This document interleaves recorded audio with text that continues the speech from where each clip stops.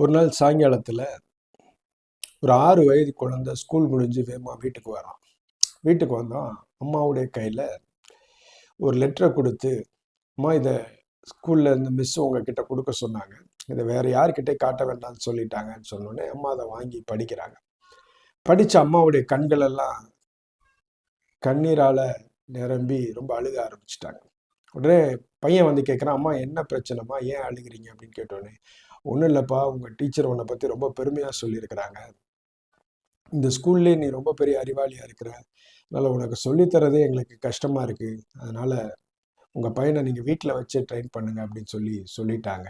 இன்னொன்று இவங்களுக்கு உடனே அதை பார்த்துட்டு அந்த அம்மா சொல்கிறாங்க, இப்படி சொல்லியிருக்கிறாங்க அப்படின்னு சொல்லிட்டு, நாளையிலேருந்து நானே உனக்கு டீச் பண்ண போகிறேன், நானே உன்னை பார்த்துக்கிறேன் அப்படின்னு சொல்லிட்டு அடுத்த நாள்லேருந்து அவனை ஸ்கூலுக்கு அனுப்பலாம். ஒரு நாள் இவங்களால் முடிஞ்ச அளவு அவனுக்கு எல்லாத்தையும் சொல்லி கொடுத்து அவனை வளர்த்து வர்றாங்க. ஒரு நாள் பையன் வளர்ந்துடுறான், பெரிய ஆள் ஆயிடுறான். கொஞ்ச நாளில் அம்மா இறந்து போயிடுறாங்க. அம்மா இறந்து போனதுக்கப்புறம் ஒரு 20 வருஷம் கழித்து அவன் ஒரு பெரிய நிலைமை அடைஞ்சிடுறான். பெரிய நிலைமை அடைஞ்சவன் ஒரு நாள் தன்னுடைய வேலையை செய்கிறதுக்காக உட்கார்ந்த போது கொஞ்சம் தன்னுடைய குடும்பத்தை சார்ந்த பொருட்கள், பழைய பொருட்கள்லாம் பார்த்த உடனே அவனுக்கு பழைய ஞாபகங்கள்லாம் வந்துடுது. அப்போ ஒவ்வொன்றா எடுத்து பார்க்கும்போது ஒரு கசங்கி இருந்த ஒரு லெட்டரை பார்க்குறான். அந்த லெட்டரை பிரித்து படிக்கும்போது அவனுக்கு ஒரு யோசனை வருது, இந்த பேப்பர் தானே சின்ன வயசில் அம்மா கிட்ட நம்ம கொடுத்தோம், அதை படிச்சுட்டு அம்மா அழுதாங்களே அப்படின்னு சொல்லி.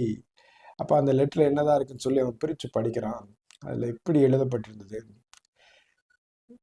எங்கள் வகுப்பறையிலேயே மிகவும் மந்தமான குழந்தை உங்கள் குழந்தை தான், உங்கள் குழந்தைக்கு டீச் பண்ணுறது எங்களுக்கு ரொம்ப கஷ்டமாக இருக்குது, தயவு செய்து எங்கள் சூழ்நிலையை புரிஞ்சு ஏதாவது எங்களுக்கு ஒரு உதவி செய்யுங்க அப்படின்னு சொல்லி அதில் எழுதப்பட்டிருந்தது. அதை பார்த்தோடனே தான் அம்மா அழுதுருக்கிறாங்கன்னு சொல்லி அவன் ரியலைஸ் பண்ணான். இதை ரியலைஸ் பண்ணாமல் ஒரு காரியத்தை செய்கிறான். ஒரு பேப்பர் எடுத்து ஒரு பெரிய நோட் எழுத ஆரம்பித்தான். 30 வருடங்களுக்கு முன்பாக மந்தமான குழந்தை என்று பெயர் பெற்றவன் தான் இன்று இந்த உலகத்தினுடைய சிறந்த அறிவாளி என்று நோபல் பரிசு பெற்றிருக்கிறான். அவன்தான் நான் என்று சொல்லி கீழே தாமஸ் ஆல்வா எடிசன் என்று அதில் கையெழுத்திட்டான். ஆம், எனக்கு அன்பானவர்களே, இந்த உலகத்தால மந்தமான குழந்தை என்று ஸ்டாம்ப் பண்ணப்பட்டவர் தான் பின் நாட்கள்ல மிகப்பெரிய ஜீனியஸாக, சயின்டிஸ்டாக தன் தாயால் உருவாக்கப்பட்டார்.